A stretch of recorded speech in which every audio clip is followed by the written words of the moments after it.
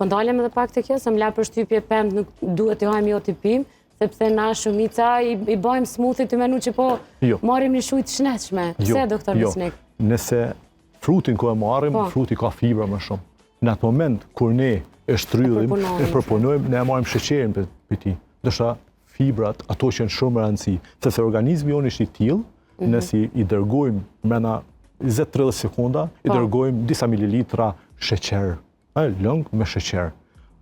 Do thot e rrit me shpejtësi shumë të madhe sheqerin e gjak, dhe kjo shkakton deri te rezistenca e insulinës, që ka probleme më vonë. Ndërsa nëse e marrim si frut, me fibra shumë, shkon duke u zvërthyer ngadalë dhe jep kohë organizmit më adaptu, me marr ngadalë. Kjo është një për arsyeve, ka edhe shumë arsye tjera, por për këtë arsye